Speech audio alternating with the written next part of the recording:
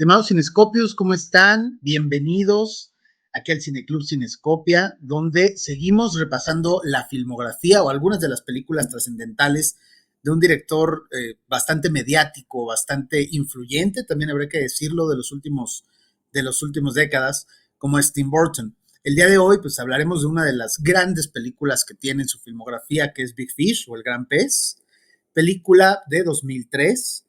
Y para hablar de ella, tenemos desde nuestra página hermana del saber del todo, aquí en nuestro buen Arturo Matehuala. ¿Cómo estás, Arturo? Bienvenido aquí a Cineclub Cinescopia. ¿Qué tal? Un gusto por fin estar por aquí. Sí había tenido la oportunidad de ver alguna que otra cosa y sí tenía ganas de venir a platicar de Tim Burton, que es uno de los directores que realmente no compagino mucho con él, pero creo que vale totalmente la pena hablar de él, ya que su filmografía es muy variada entre hoy en día los nuevos directores.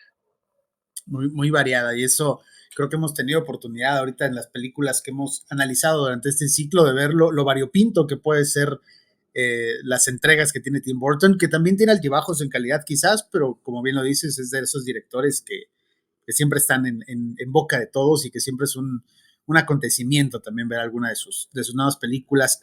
Y no menos importante, de aquí de la barra de Cinescopia, nuestro querido Uriel Salvador. ¿Cómo estás, Uri? Amo a Tim Burton, odio a Tim Burton, una exnovia tóxica, pero lo odio más por lo mucho que lo amé.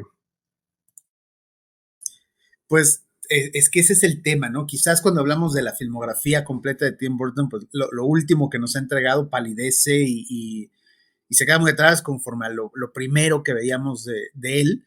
Pero ahorita estamos hablando de una película que si bien ya tiene 20 años, creo que a la distancia es de las pocas que siento yo, salvo su mejor opinión, incluso mejoran con el paso de los años. Vamos a hablar un poquito rápidamente de la ficha técnica, Big Fish de 2003, dirigida por, obviamente aquí, Tim Burton, con un guión de John August, basado en la novela de Daniel Wallace, que nos cuenta la historia de William Bloom, quien no tiene una muy buena relación con su padre, pero tras enterarse de que padece una enfermedad terminal, regresa a su hogar para estar a su lado en sus últimos momentos.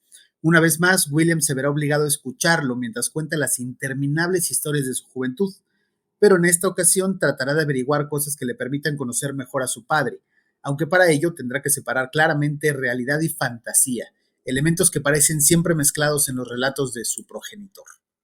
No se aleja mucho, por ejemplo, de los relatos que siempre nos cuenta Tim Burton, ¿no? Alejados, muy apegados a la fantasía, pero con toques muy realistas, muy sociales, incluso por momentos, y que creo que aquí en Big Fish toca un punto bastante personal y bastante humano, que pues, la diferencian incluso de muchas de sus otras películas. Me gustaría empezar aquí con Arturo para saber qué experiencia tienes viendo Big Fish y, pues bueno, tus impresiones de bote pronto. La volví a ver ayer porque dije, necesito estar fresco para hablar sobre ella.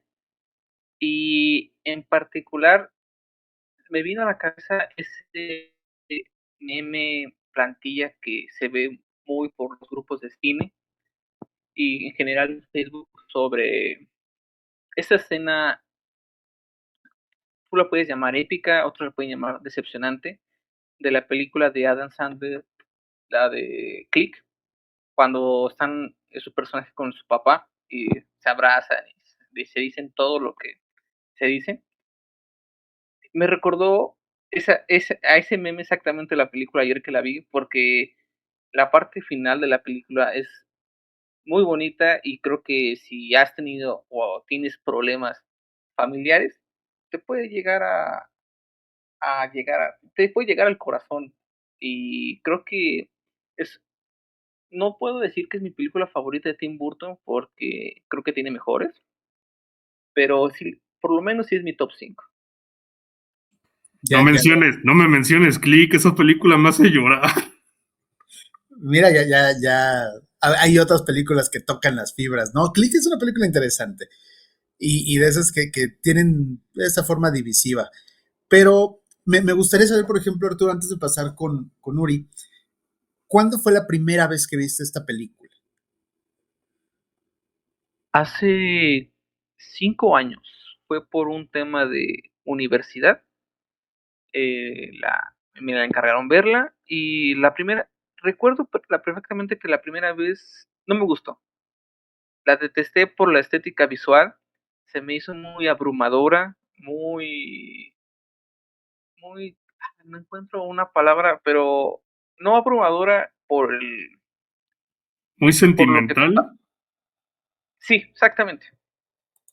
Eh, mo- que se excede demasiado en lo que quiere contar porque quiere que al final de la película tú sueltes el lagrimazo. Esa fue mi primera impresión hace 5 años y ayer que la volví a ver, cambió totalmente mi impresión. No sé si es el bagaje de esos 5 años o si realmente es lo que dicen muchos, que una película cambia si la ves hace 5 años o la ves hoy en día. Soy partícipe de esa noción de que una buena película cambia la forma en que la ves también durante tus momentos de vida. Pero escuchemos primero a Uri. Uri, a ver, ¿cuál es tu impresión, la primera impresión que tienes sobre Big Fish y también cuándo es la primera vez que la viste? Ya no la recuerdo, honestamente. Fue en la tele. Yo no fui a ver esta película al cine. Fue en la tele directamente y me encanta. Es de mis películas favoritas en general. Sí tengo una relación muy, muy afectiva con ella. E inclusive con esto que mencionan, lo mismo dicen en la película. Un hombre ve las cosas diferentes en distintos puntos de su vida. Y creo que también aplica mucho en esta película que, vamos a ser honestos, es la versión bortoniana de Forrest Gump. Es de los poquísimos homenajes en el cine que ha tenido Forrest Gump. Los otros que se me ocurren son Benjamin Button y Mi nombre es Han. Cada una tratando diferentes temas, pero siempre es con la misma base de un sujeto que ve el mundo de una manera diferente, con una enfermedad o con un trastorno que no se le dice explícitamente, o hay algunos que sí, pero que eso mismo es lo que le ayuda a ver el mundo de una manera diferente, y a través de esa visión propia que él tiene es que empieza a explayar su propia vida hacia los demás. Yo no sé si realmente la consideraría como tal algo paralelo a Forrest Gump. Si bien hay partes de fantasía, creo que el principal acierto que tiene Tim Burton aquí en esta película es justamente cambiar de un lado a otro el énfasis entre lo fantástico y lo humano. ¿Por qué? Pues obviamente, primero porque estamos ante un cuento como tal, un cuento, literalmente por la forma en la que te lo están narrando, por la cual te lo están diciendo, el tipo de personajes que tenemos en ella, pues no se alejan de lo que es una fantasía, ¿no? Per se. Pero pues pasa mucho, y con el paso de los años quizás, no sé si ustedes dos, que son más jóvenes, pero sí en general, conforme vas contando una historia, regularmente la aderezas, ¿no? De algo que quizás pudo haber pasado, quizás te estás imaginando y a fuerza de contarla una tras otra vez, pues obviamente vas sabiendo o te va siendo más difícil identificar qué de lo que estás contando, qué de tu recuerdo incluso, es real y qué tanto es parte de ese saborcito, de esa sal que le puedes poner a la forma en la que narras algo, ¿no? Hay un pasaje bastante interesante en el cual le cuenta el doctor a Will cómo fue que nació, ¿no? Cómo fue cuando él nació y algo que viene ahí después es algo interesante, ¿no? Ya conoces la historia real, ahora dime qué es más interesante o qué es mejor, la historia como sucedió o la que involucra un pez y un anillo y todo alrededor. Yo creo que parte de lo que nos gusta como cinéfilos, por ejemplo, es que nos cuenten una historia. Y una historia puede ir tan simplemente del punto A al punto B y no tener mayor consecuencia, pero cuando empiezas a identificarla con ciertos elementos no mentirosos, ojo, pero sí fantásticos o sí idealizados, es que pues, la historia se vuelve bien contada. Y en eso creo que acierta Tim Burton y que hace, para mí, que esta película se distingue incluso dentro de su filmografía por ese nivel tan perfecto que tiene entre lo humano y lo fantástico. Arturo, no sé tú qué piensas al respecto de cómo mezcla ambas. Yo, antes de abordar eso, a mí lo que me gustaría decir es que yo, algo por lo que supe apreciarlo, creo yo, ayer que la vi, es que cabe recordar que los papás de Tim Burton murieron en años posteriores a que él hiciera la película. Y fue en el 2003 la mamá, no, perdón, en el 2002 la mamá y en el 2000 el papá. Y yo creo que ese sentimiento de nostalgia que quizá Tim Burton tenía por sus padres, hizo que esa mezcla entre la realidad y la ficción se sintiera tan homogénea como la masa y la harina, perdón, la harina y el trigo en un pan. Eh, esta es Dios, se me olvidó, pero es eso. Admiro mucho el poder saberte reponer de la muerte de tus padres y hacer una película tan emocional y que sepa gustar en la audiencia. Yo agregaría la nostalgia y el perdón, porque Tim Burton no tenía una buena relación con sus padres. Incluso él mismo lo ha dicho, yo no fui un buen hijo con mis padres y quizás por eso yo no soy un buen padre con los míos. Así que, y es una temática también en toda su filmografía, tener problemas con el padre y en menor caso con la madre. También por eso también se siente casi como una forma también de explayar, de poder Una despedida. de confesar sus propios pecados también. Una despedida sí, y de nuevo, apelamos a lo bueno que tiene el cine como arte, ¿no? Que es también dotarlo de estas experiencias catársicas en las cuales tanto la gente detrás de cámaras puede expiar todos los temas que tenga personales, hacer pues una forma, como digo, de catarsis, y eso mismo transmitirlo hacia el público, porque creo que la película funciona bien en ambos sentidos. Lo primero sería decir que la experiencia de ver Big Fish varía dentro de los años que la ves, y esto va justamente a razón de las experiencias que va uno teniendo con la vida misma, ¿no? De la relación que vas teniendo con tus padres. No necesariamente tienes como público que tener ese choque o ese conflicto paterno-filial o algo para poder entenderlo, ¿no? Lo puedes extrapolar a muchos otros aspectos que puedes tener, pero pues como suele ser en la mayoría de los casos,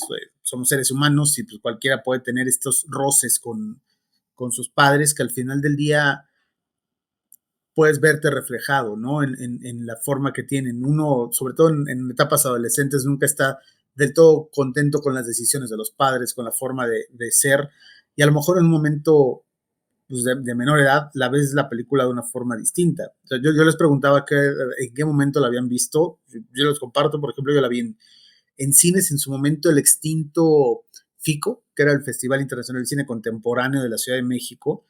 En su edición 2004 la trajo como una de sus películas, pues digamos, bandera, y pues ahí me tocó como tal verla, y obviamente pues desde entonces hay un amor de mi parte para esa película, pero con el paso de los años, conforme la vas viendo, es de esas que entiendes cosas muy distintas, ¿no? A lo mejor en ese momento que la vi, pues, me enfocas más en los temas de fantasía, en cómo están contadas, en la historia per se, y después pues ya te logras identificar con otros temas, ¿no? En mi caso te lo puedo decir, si fue una experiencia más catársica volverla a ver, justamente por temas más personales. Mi padre falleció, por ejemplo, en octubre del año pasado, Entonces, siempre hay temas ahí que te empiezan a mover. Yo por eso siento que no se va tanto a lo lacrimógeno como algo forzado, sino que trata de entender como tal el conflicto y de sentirte a ti como hijo, como personaje de Will, siempre viendo esa confrontación y diciendo qué es lo que no entiendo de mi padre, qué es lo que no me gusta de él, y tratando de conciliarlo, ¿no? Que creo que es lo que hace bien Tim Burton. Ahora, está dotado obviamente de muchos personajes bastante interesantes que lo mismo pueden ser parte imaginativa, pero que vemos también tienen un anclaje a la realidad. Me gustaría, por ejemplo, empezar contigo, Arturo, para saber cuál de estas pequeñas historias de los cuales está, de los capítulos, por ejemplo, de este gran cuento, es el que más te resulta atrayente. Me debato entre dos, la parte del circo y la parte del enamoramiento de Edward a Sandra. Me debato porque la parte del enamoramiento y de su romance y de ella es para mí. Yo sé que es el mismo relato, al fin y al cabo, que es bastante largo, pero yo lo parto en el momento en el que el personaje de Danny DeVito le dice, se llama Sandra, estudia aquí, ve por ella. Para mí, ahí el relato del circo corta y pasamos a la siguiente parte. Y si tuviera que elegir uno, sinceramente creo que sería la parte del romance. Más que nada, volvemos a lo que comentabas hace ratito. Es en las historias que van contando la película, las puedes ir agarrando y tú como público te relaciones en el momento en el que estás viviendo. Y creo que en este momento estoy en esa parte del romance y dices, qué bonito, yo podría ser así, o no me gustaría ser así. Y es por eso que conecto un poco hoy en día con esa parte.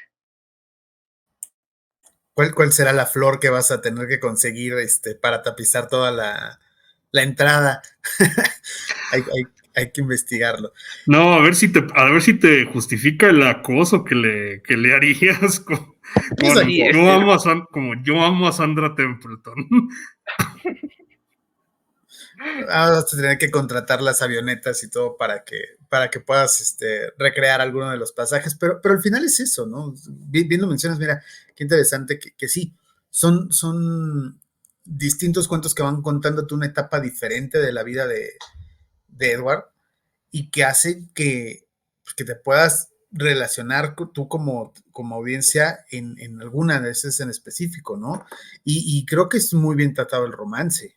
Creo que más allá, justamente mezclando esta parte fantástica de lo terrenal, por así decir, creo que es un buen romance. Difícilmente puedes a veces, o es el fallo de muchos directores, ¿no? Tratar de reflejar realmente algo que resulte romántico, pero que resulte también lo mismo enternecedor que realista.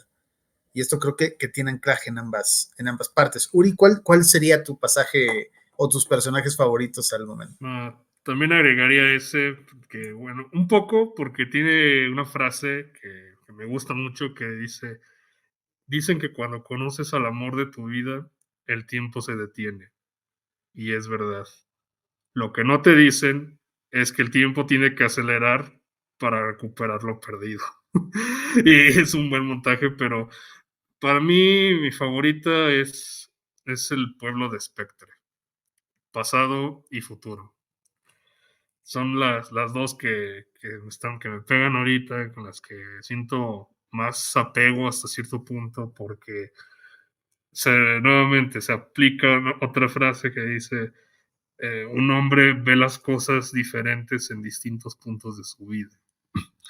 Y se puede aplicar en eso mismo, de una vez muy temprano y la otra llegó muy tarde. Y que este pueblo que parece lo más cómodo y seguro del mundo, al mismo tiempo no te surte, te enganchas.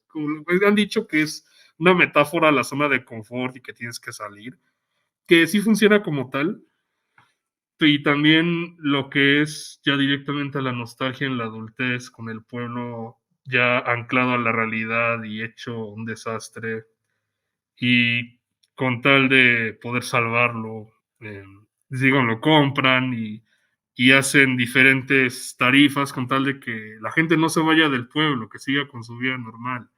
Y al mismo tiempo que dicen que salvó al pueblo y luego se fue y nunca volvió a él. Es, es distintas etapas. Es quizás la parte en la que me siento más anclado en este momento. De nuevo, parte de los aciertos que tiene es que creo, salvo su mejor opinión, siempre que hablamos de películas que de alguna forma son episódicas, caemos en el tema de decir siempre va a haber un cuento, un relato que sea mejor que otro. Y entonces tienes esta disparidad entre la calidad entre uno y otro. Creo que aquí hay una cuestión muy buena, ¿no? Independientemente obviamente del personaje principal o del protagonista, cada una se engancha a la otra de manera muy orgánica y además pues creo que todas están a un nivel interesante, ¿no? Tienes personajes bastante interesantes desde el tema del gigante, por ejemplo, hasta el tema de las siamesas, no sé, hacia el final la bruja, que también algo, no sé si sea como, bueno, lo menciona al final, ¿no? Interesante que sea la misma actriz la que representa de vieja después de joven, porque de alguna forma es como logra él ver la vida, ¿no? Y quizás el anclaje que tenga va más hacia un viaje como tipo Odisea, donde tienes incluso este cíclope, ¿no? Que resulta la bruja, tienes varios puntos que lo van retrasando varios años de su vida hasta llegar al cometido, pero pues bueno, creo que al final ¿cómo decir? El resultado es justamente fantásticamente bueno, ¿no? Desde pasar esa parte de ver a Edward, mm, ¿cómo decir? Mitologizar su vida y hacerlo como tal un gran cuento, una gran historia que puede contar, hasta ir como uno como personaje a la par de Will, descubriendo cuáles son realmente los puntos que tienen más de verídico. Pero pues bueno, o sea, cada uno de ellos creo que es un personaje que cumple bien su ciclo. Y hay varias frases, ¿no? Que menciona, por ejemplo, Uri, varias de ellas. A mí ese momento de que el tiempo se detiene, a mí me parece maravilloso cómo lo reflejan en forma visual, ¿no? Si algo podemos hablar de Tim Burton, que aunque a lo mejor aquí Arturo decía que no es lo que más le gusta, es que justamente es un director muy imaginativo, muy estilístico, y que siempre podemos decir, o en la gran mayoría de las veces podemos decir, esta es una película con el sello de Tim Burton, ¿no? Entonces, volviendo al tema de cada una de las historias eh, y volviendo específicamente al tema de la relación paterno-filial, ¿qué mensajes o cómo la interpretan ustedes ya a nivel quizás no tanto más personal, pero sí en general como narrativa? Empezamos, Arturo. Yo creo que es como dicen todos, no hay un bien blanco si no existe un mal negro. Debe haber un balance en la vida, no todo puede ser perfecto, no todo puede ser malo, y tenemos y el aprendizaje de hoy en día yo creo que debe ser que y que se está olvidando, debemos aceptar a nuestros padres tal y como son, no tratar de corregirlos, no tratar de compadecerlos, porque se puede prestar sí, tú eres así y nunca vas a cambiar. Yo creo que el chiste no es cambiar a las personas, sino el chiste es entender el motivo por lo cual la persona se hizo así en su respectiva anécdota. Es como, yo considero esta película como jugar la lotería. ¿Por qué jugar la lotería? Porque al jugar la lotería en familia, al momento que van saliendo las cartas, cada vez que sale una carta, se puede prestar a que un sector de la familia o un personaje específico de la familia diga, sale el borracho, ¿te acuerdas, tío, que tú eres un borracho en todas las fiestas? Los demás se pueden reír, pero para el tío tiene otro significado. ¿Por qué él es un borracho? ¿Por qué la gente se burla de él? ¿Realmente le gusta que se burlen de él? ¿O realmente toma porque está sufriendo por un evento traumático de su infancia. Me parece muy interesante el chiste de Big Fish, es como jugar lotería con tu familia. Interesante teoría. Uri, eh, hay muchas películas que abordan el tema de relación paterno-filial, ¿no? O sea, podríamos hacer una lista de 100 y nos quedamos cortos, ¿no? Eso es un tema quizás de los más recurrentes en el cine, pero me gustaría saber si consideras que Big Fish sea una que destaque dentro de esta lista y sí o no y por qué. Sí destaca. Es más que nada como abordamos. Es la nostalgia por los años anteriores y es un perdón hacia la figura paterna porque me dicen hay cosas que no nos gustan de él porque cuando somos niños los idealizamos y creemos que son los mejores del mundo y no tienen errores, pero ya conforme crecemos empezamos a ver esos defectos y nos caen mal, pero es una parte de crecer, pues es ver ese otro lado, pero al mismo tiempo es eh, también aceptarlo con todas las fallas que llega a tener. E incluso también es entender lo mismo de que no podemos esperar a que sea un cambio brusco. Porque incluso Edward se lo dice a Will, yo he sido el mismo desde que nací, de eso estoy seguro, y si tú no eres capaz de verlo, ese es tu problema. Podemos ver incluso con esta misma dinámica que se puede ver durante lo que es el montaje inicial, que es a raíz de contar esta misma historia de cómo se casó, que está muy inventada, pero como dice, es quizás esa forma en la que él no, en la que él podía quizás convivir con la gente. Porque si bien no digamos que Edward es una persona tímida, de hecho es todo lo contrario, es uno de los pocos personajes del cine de Tim Burton que no cae en su personaje tímido, diagonal autista que él suele hacer. Es todo lo contrario, es extrovertido, es muy social, sabe cómo conversar con la gente, sabe hacer amigos, pero pues también sabemos que también tiene su propio modo de ver la vida, que se implícita, como dicen, que él ve su muerte en el ojo de la bruja, y si bien nunca se menciona en la trama, sí se puede inferir que tiene una enfermedad que le hace consumir agua constantemente, porque si no se deshidrata. Y nuevamente, quizás esto lo que le permite tener una perspectiva de la vida más única a diferencia del resto. Y es también lo que William no puede comprender o le cuesta aceptar.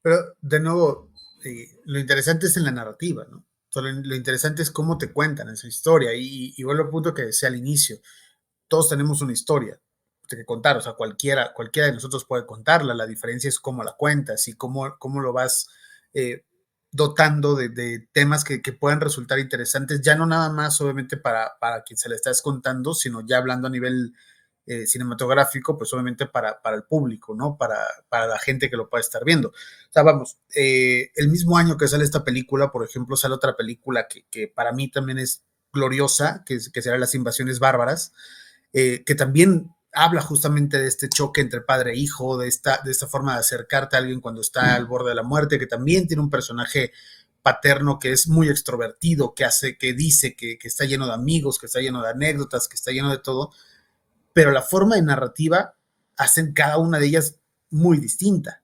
en todos los sentidos, ¿no? Y dotarla justamente de esos elementos burtonescos es lo que hace que esta sobresalga y no te voy a decir que sea mejor que las invasiones bárbaras, porque creo en muy personal punto de vista que no lo es, pero sí que sea algo diferente, porque al final del día podemos estar viendo la misma historia, sin embargo, de nuevo, es cómo la narras y cómo pones estos elementos alrededor que la hacen distintiva. Y esto creo que tiene ese appeal hacia cualquier persona que nos gusta, que nos cuenten historias, cualquier persona que nos gusta justamente el cine, por ejemplo, como una forma de arte, y pues que la hace quizás no mejor, no peor, sino diferente y única, ¿no? Y eso creo que esa es para mí la gran enseñanza, independientemente de la relación con el padre, de entenderlos, de todo, es por qué queremos que lo que nos cuente sea de una forma no lineal, sino me refiero a que de una forma correcta, cuando es mejor que te lo cuenten de una manera distinta, ¿no? Cuando siempre es interesante ver cómo ve esa persona lo que ha vivido, cómo lo transmite y cómo ven la gente alrededor la forma de vida de esta misma persona. Mencionabas, por ejemplo, lo del agua. Pues sí, sería muy fácil explicarlo e irte por el lado, ahí sí lacrimógeno de decir, no, pues es que la persona tiene diabetes, no sé, alguna enfermedad que lo haga estar tomando agua, y entonces mencionarlo le resta la fantasía y lo bonito de decir esta parte de metamorfosis que tienes al final, ¿no? Que es convertirse justamente o entender que era precisamente él, el gran pez, ¿no? El que estaba en el estanque y el que estaba en esto, porque tienes una metamorfosis tanto física como pues, metafórica, en muchos sentidos. Entonces creo que ese es el acierto principal que tiene y que, no sé, la hace para mí completamente disfrutable y pues maravillosa. No sé, Arturo, ¿cómo ves todo esto? Yo lo veo respecto a la muerte y el agua. Yo lo veo como esta película es una dona. Hay muchas películas que son donas y esta película es una dona. Empieza la película contándonos una historia y nos acaban la película contando la historia de la muerte. Es la vida y la muerte. Y el agua puede ser,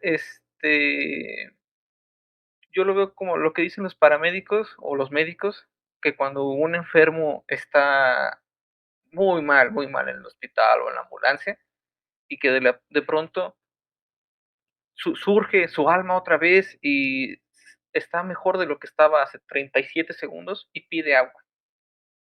¿Por por qué pide agua? Porque ya está teniendo sus últimos momentos de vida. ¿Y, y qué es lo que pasa con el papá de Will al final? ¿Y qué es lo que pasa con el papá de Will a la mitad de la película? Pedir agua. No, y en su lecho de muerte, de hecho, la rechaza. Incluso. Sí, es cierto, sí, es cierto. Sí, lo confundí con otra película. ¿Qué pasa con los estandoperos? Tienen anécdotas. Pueden ser lo más burdas o lo más tontas que puede ser. Es ir a comprar un mueble a una tienda departamental. Puede ser lo más aburrido que te puedas imaginar. O puede ser lo más divertido que te puedas imaginar. Es cuestión de ellos, de cómo reinterpretar su historia, contarla a un público y que ese público responda a esa reinterpretación que el estandopero tuvo de ir a comprar un mueble y hacerle la historia lo más divertida que se pueda para que el público la goce. Es correcto. Y aquí pongo un punto de debate. Primero, hablando de los estandoperos, creo que, pues, por ejemplo, tenías el tema si lo ubican, no sé, es Polo Polo, bueno, el señor te contaba una historia que no tenía nada que ver, pero lo que te pudo haber contado en 2 minutos lo hizo en 2 horas y con todos los chistes posibles, ¿no? O sea, y al final del día era una historia tan tonta que justamente daba risa, justamente de que lo hiciera de esta forma, ¿no? Lo mismo cualquier estando, pero pues lo va a aderezar, lo va a poner y lo va a adornar de una manera que a uno como público le sea atractivo.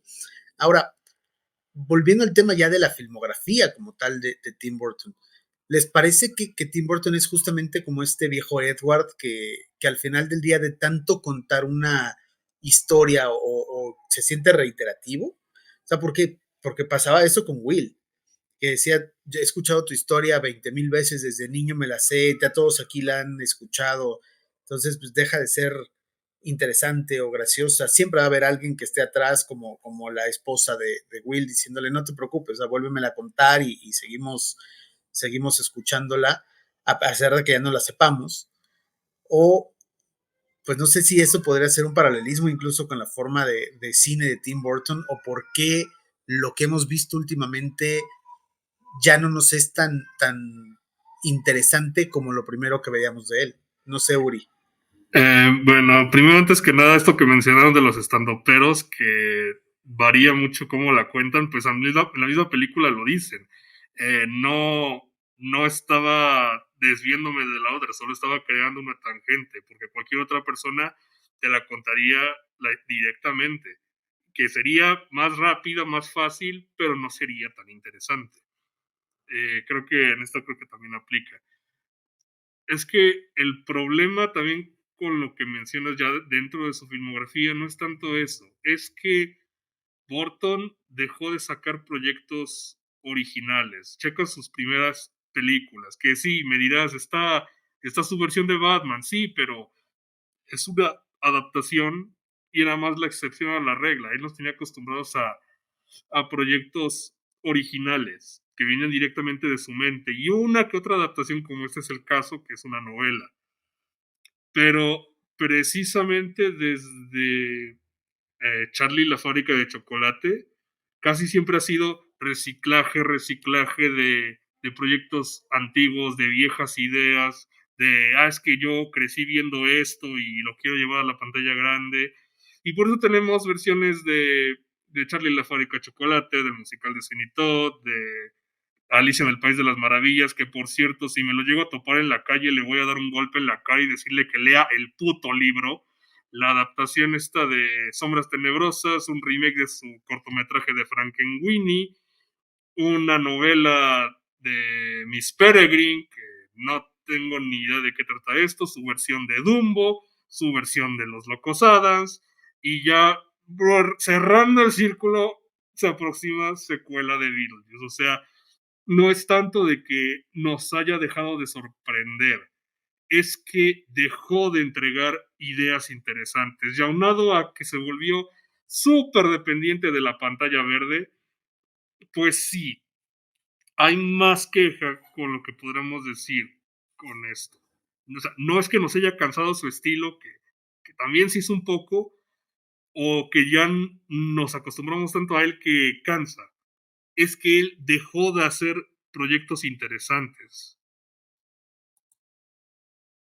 ¿Estás de acuerdo, Arturo? Porque, y te lo pregunto haciendo paso algo. Antes de Big Fish, por ejemplo, una de sus películas que yo considero desastrosas, y perdón, salvo por algún tema de actuaciones, es El planeta de los simios, que digamos, viene antes. Sleepy Hollow es una adaptación de algún libro, ¿no? O sea, a lo mejor no estamos hablando de la originalidad de un Pee-wee, de un Mars Attacks, de El joven manos de tijera, de Beetlejuice mismo, pero, pero yo creo que no es un hecho de decir es por esto que Tim Burton se ha vuelto malo. Quizás no sé si las últimas temas originales completamente sean El cadáver de la novia, donde sí está involucrado completamente en la creación, o no sé si Big Eyes como tal, independientemente de que La esté basada. Big Eyes es historia real, por lo tanto se le considera adaptación. Sí, claro, pero volvemos al tema de es contada a través de la lente de Tim Burton o de alguien distinto que te puede contar una historia real o una adaptación y hacerla diferente. No sé, aquí Arturo, tu punto de vista, tú mencionabas al inicio que Tim Burton quizás no sea de tus directores eh, más queridos, pero a ver, cuéntanos por qué sería esto. Yo creo que tiene que ver con el auge de los 2000. Yo creo que el auge de los 2000 destruyó completamente la industria y el temor de fallar a sacar algo original hoy en día es más evidente, pero ese temor tiene desde los 2000, a mi parecer. Si bien hemos tenido muchas películas originales desde los 2000 hasta hoy en día, eh, no, ninguna de esas películas originales puede llegar a tener, o sea, hay películas que llegan a tener el valor de películas de los 2000 hacia atrás, pero yo siento que hoy en día mucha gente no valora tanto las películas de los 2000 en adelante, que son ideas originales, a como valora demasiado las películas de los 2000 hacia atrás. ¿Por qué? Por la industrialización de la industria, básicamente, que es sacar el, el mayor provecho del dinero, el abarrotar a la gente en los cines y ya no tanto verlo como arte, sino verlo como un negocio donde vas y tú pagas $70 aquí en México, 80, 100, allá en Estados Unidos 12, 10, 12, 15, $20. Y es por eso que yo siento que Tim Burton dijo, a la mierda, vamos a hacernos ricos, porque la vida se volvió más cara. El miedo de sacar, el miedo de sacar algo original era no volverse rico. Pero volverse rico y tener al lado a Mónica Bellucci no es como un panorama que cualquiera de nosotros desecharía, ¿no? Pero me gustaría escuchar un poquito esa teoría. ¿Por qué el punto de inflexión en los 2000? Te lo pregunto también porque, pues, solamente el cine como industria se ha visto desde los 30, 40, 50, ha habido puntos tope o picos en los 70, incluso creo que los 80 está muy plagado de este tipo de cine que va más hacia hacer dinero que hacia tener ideas originales, pero pues al final, de nuevo, pueden llegar a ser ciclos y justamente de tener estas barreras es que puedes encontrar de repente mentes que vayan atrás queriendo ser subversivas. Tienes una corriente muy interesante de cine independiente a partir de los 2000 o de los 90, pero quisiera saber cuál es para ti el punto de inflexión para decir del 2000 en adelante y no, por ejemplo, hacia atrás. Lo digital, el empezar a filmar en digital. Para mí yo creo que ese es el punto de inflexión entre el que los directores de antes, de los 80s, 90s, decidieran parar un poco con las ideas originales y dedicarse a hacer cosas más de industria, secuelas, remakes, adaptaciones. Yo creo que para mí el punto de inflexión es el filmar en digital. Porque ¿qué es lo que pasa en filmar en digital? Tienes costes de producción más baratos, en teoría, y puedes hacer muchas cosas más imaginativas. Por ejemplo, yo sé que a Uriel no le gustó Alicia en el País de las Maravillas, pero a mucha gente le voló la cabeza ver los efectos visuales en esta película. Si bien hay un abuso total de pantalla verde, no hay, el abuso no es tanto como en el episodio 3 de Star Wars, así que yo con eso estoy contento. Yo diría que están al mismo nivel. Y ahorita que mencionas lo de abuso de efectos especiales, si nos vamos a eso, el abuso o el inicio de la decadencia empezó en el 96. Ahí digamos que fue el primer punto de inflexión con una película independiente que quizás no conozcan llamada Día de la Independencia. Ese fue el punto en el que la gente dijo, o en el que los productores dijeron, a la mierda la historia, a la mierda los personajes, pongamos un montón de explosiones en la pantalla y la gente se va a dar por satisfecha. Y 30 años después, esa película hoy en día no se mantiene más que en el apartado visual, pero mira toda la razón que nos terminó dando. Igual que ha habido distintas oleadas, incluso en el tema de los efectos visuales, que han hecho que se vuelque hasta cierto punto la industria como tal. También tenemos que entender el cine como una industria, ¿no? Que más nos gustaría que fuera simplemente el tema artístico, pero pues sí, para bien o para mal, hay una industria detrás y hay, pues digamos, un negocio al final del día. Y muchas veces cuando hablamos de Tim Burton, hablamos justamente de un personaje que puede mezclar, o no sé si podemos decir podía o puede, mezclar esta parte de cine de autor o de autoría, tanto en la parte visual, técnica y sobre todo historia, con los blockbusters, ¿no? O sea, no son temas que puedan o que tengan necesariamente que estar separadas. Creo que incluso la industria misma, cuando ve gente como Burton, pues llegas a explotarlo, ¿no? Llegas a un punto de que dices, a ver, quiero más de lo mismo. Quizás de ahí venga el punto de desgaste de decir, pues es difícil seguir sacando ideas originales a cada momento, pero pues bueno, siempre tienes este Tim Burton que puede mezclar justamente el tema blockbuster con el tema de autoría, excepto, digamos, con algunas otras películas que yo siento, por ejemplo, ya van más hacia pues cumplir con el encargo que le puedan hacer de decir, haz esta adaptación, haz esta secuela, aunque pues bueno, habrá que ver si nos sorprende con su secuela de Beetlejuice. Ahora, Uriel, pasando un tema, por ejemplo, histriónico. hablando aquí de Big Fish. ¿Reconoce algún punto alto? A mí se me hace, por ejemplo, curioso que no recurra, por ejemplo, al tema Johnny Depp, sino que vaya con un nombre distinto, ¿no? Como es obviamente pues, el tema de su protagonista, de Ewan McGregor, pero pues que también está dotado tanto de muchas caras nuevas en la filmografía de Burton, como de caras muy reconocibles dentro de su mismo quehacer. ¿Qué puntos destacas en este apartado? Todos, porque precisamente esta es la rara en su filmografía. Así como podría argumentar Spartaco es la rara en Kubrick, o Golden 80s es la rara con Shatta Ackerman. Esta es la rara en su filmografía, porque no tiene muchísimo anclaje en sus temas recurrentes, que lo discutimos con Edward Scissorhands, salvo lo que es el problema con la figura paterna, gente bailando en círculos por alguna razón, que eso también es constante en su filmografía, la banda sonora de Danny Elfman. Fuera de estos tres elementos, no tiene nada.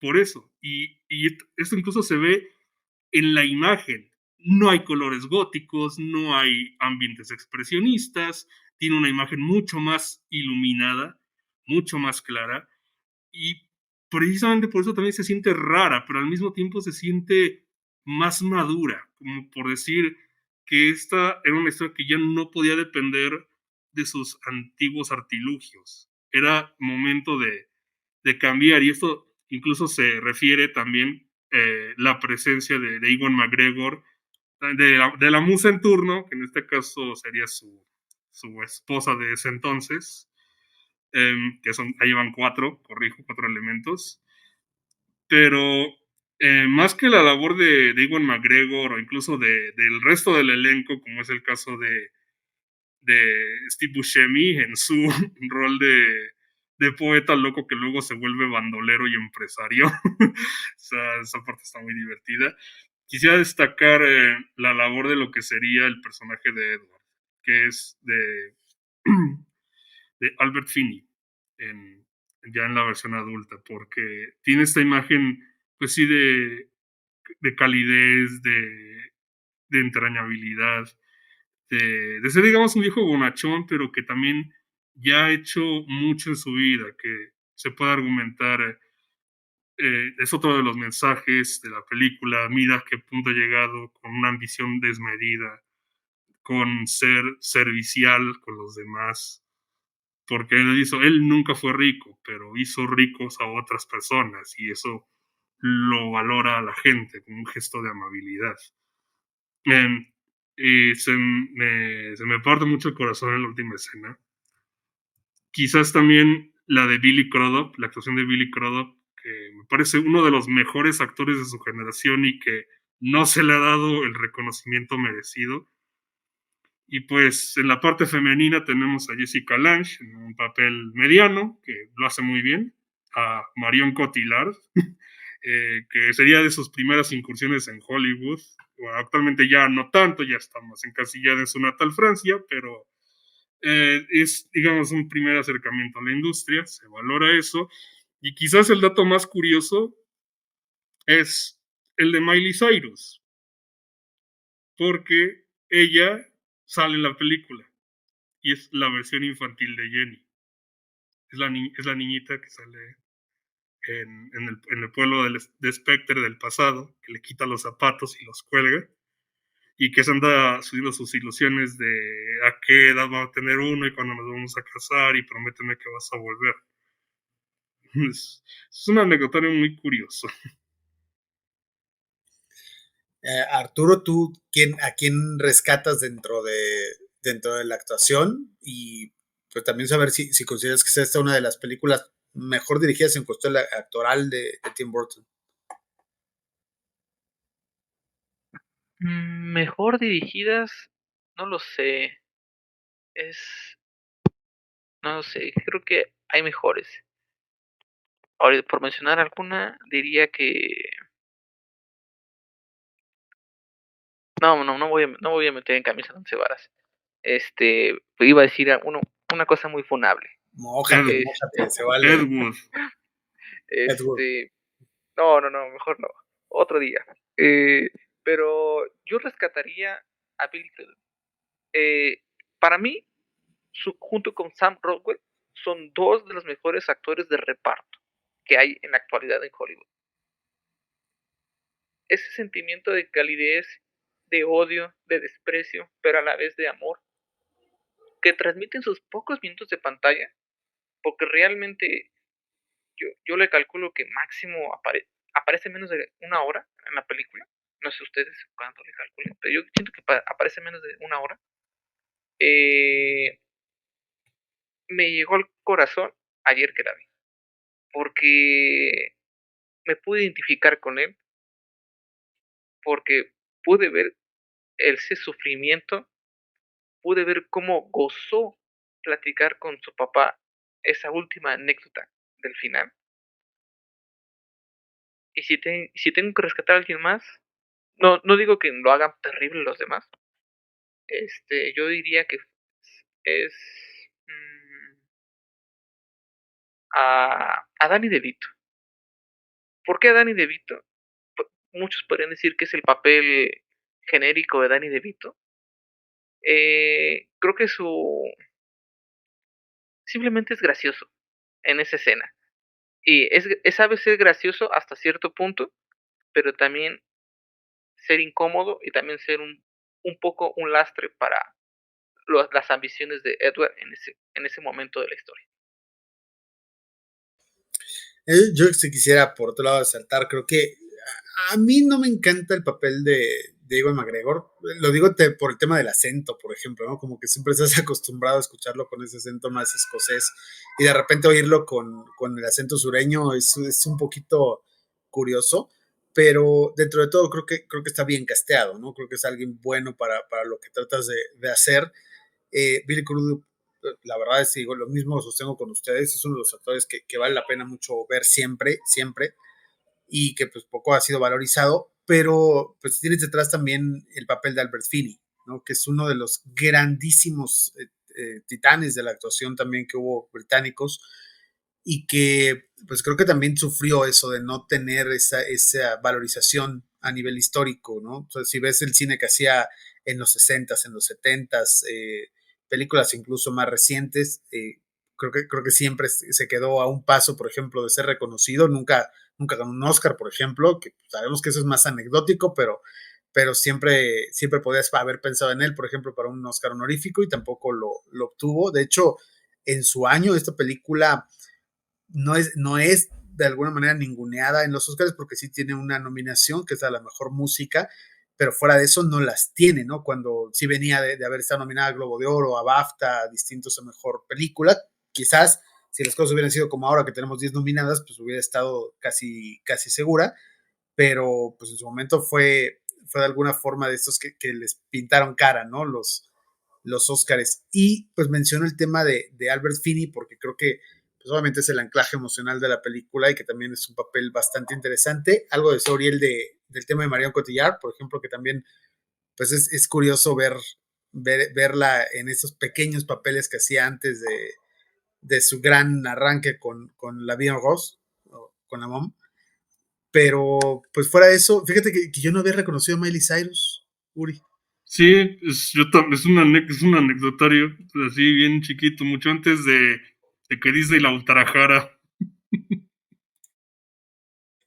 Ya tengo ganas hasta de volver a ponerla nada más de escena para ver si realmente, pero sí, o sea, obviamente ya ahorita viendo los créditos, pues sí está dentro de los que aparecen, ¿no? Pero, pues bueno, volviendo al tema del reparto, creo que está bastante nutrido, Steve Buscemi, Alison Lohman, ya mencionaron ustedes a Danny DeVito, obviamente a Helena Bonham Carter.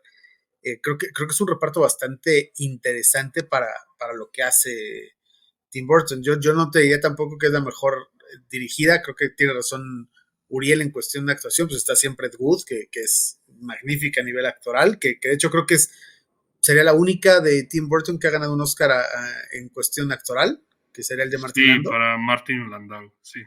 ¿No? Pero, pues, bueno, o sea, siempre es interesante. Tú decías, Arturo, ya para empezar un poquito a cerrar, que esta estaría dentro de tus 5 películas favoritas de Tim Burton. ¿Cuál sería ese top 5? Mm, a ver, Big Fish, Batman, regresa, Batman. Eh,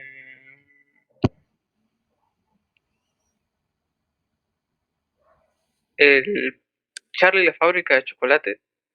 No, no, no, no, no. El cadáver de la novia y Ed Wood. Ya nos habías Uri, asustado. sí, ya, cuando hablas de Charlie, a mí la verdad es que su No, adaptación es muy es buena. mediocre. Es mediocre. No diga que es pésima, pero es muy medianita. Yo Yo ya había concuerdo. dado mi top 5. Se los paso. Ed Wood es primer lugar, indiscutible, no hay discusión. Big Fish entra en segundo lugar. Tercero es Batman, la uno. Cuarto es Edward Scissorhands. Y en quinto es Beetlejuice. Fíjate que es muy semejante mi punto de vista que el tuyo, Uri, porque yo sí pondría a Ed Wood en primer lugar y pondría Big Fish en segundo. Ojo con algo. Siempre hablamos de las películas que son mejores y cuáles son las que más nos gustan. ¿No? Yo creo que son dos temas diferentes. A mí la que más me gusta es Big Fish. La mejor, si tengo que decir, es Ed Wood, ¿no? Por bastantes razones. Pero sí, Big Fish creo que sería una buena segundo lugar. Seguido de Joven Manos de Tijera, seguido de Batman Regresa. Y ahí ya no sé si poner Beetlejuice o poner incluso Sweeney Todd me parece fantástica también, pero también digo está el tema de Marcianos al Ataque que sí fue genial, pero yo creo que Dumbo. pondría Sweeney Todd, no, gracias, ¿sí que querías la funa aquí o cómo? ¿Si te gusta Dumbo? La primera vez que la vi se me hizo graciosa, pero luego ya la volví a ver y dije, no, no, no. Mala película, muy mala película. Despertó. Despertó. Eso se vale, es parte de un cierto proceso. Pero bueno, pues de nuevo, o sea, estamos en Tim Burton, uno de esos directores que suele dividir opiniones. Yo creo que lo ha hecho desde sus inicios. Creo que es difícil que tengas una opinión homogénea acerca de alguna de sus películas. Siempre habrá quien le encante y siempre habrá quien lo deteste, ya sea por su estilo, ya sea por la calidad incluso de sus películas. Porque incluso cuando llegan a ser malas, siempre hay una parte del público que le gusta mucho, ¿no? Y que sigue teniendo a Tim Burton como uno de esos eventos cinematográficos. Lo vimos ahora, el arrastre que tiene cuando viene a presentar películas o algo. O sea, cuando sabes que es una nueva película de Tim Burton, por algún motivo siempre es llamativo, ¿no? Pero, pues bueno, cerrando un poquito esta parte del ciclo, sí me gustaría, Arturo, que nos comentaras también, de nuevo, agradecerte el haber estado con nosotros, pero que nos comentaras sobre el proyecto que tienes con el Saber del Todo y de qué va, dónde podemos encontrarlo. Pues bueno, fue un proyecto que inicié allá en el lejano 2019. Un proyecto que comandé solo 3 años, básicamente. Demasiados bloqueos, demasiadas denuncias por parte de Twitter, Instagram y Facebook por copyright. Pero pues vamos saliendo adelante. Se llama El Saber del Todo. Aunque ahorita ya no, como no puedo utilizar el nombre en Twitter, porque apenas lo pongo y me bajan la cuenta, estamos pensando en cambiar el nombre a Premio Saberín. Esta es una rama diferente a lo que tenemos porque vamos a hacer una premiación de televisión, series, documentales, películas de televisión, próximamente el 14 de septiembre. Nos pueden encontrar en Facebook, en Twitter, en Instagram, en YouTube, en Spotify como El Saber del Todo. Es un proyecto que nació por mi gusto por la dirección, el guión, por la producción, y que lo he ido alternando con eso mismo, con la dirección, el guión y la producción. En menor nivel, pero lo hemos ido alternando. Y no, pues yo agradezco estar aquí. Sé que dije varias barbaridades que mucha gente no hubiera dicho en vivo, pero agradezco mucho la invitación.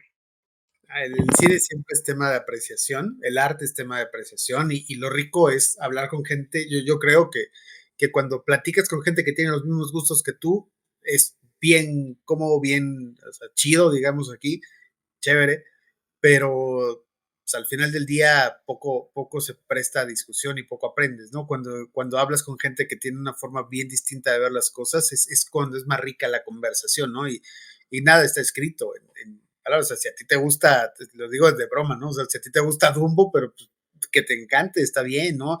Qué bueno que puedes venir y decirnos cuáles son las razones por las que crees que sea una gran película. A lo mejor no estaremos de acuerdo, pero lo rico es la discusión, lo rico es poder hablarlo, discutirlo y escuchar el por qué, ¿no? A lo mejor ves tú cosas que nosotros no hemos visto.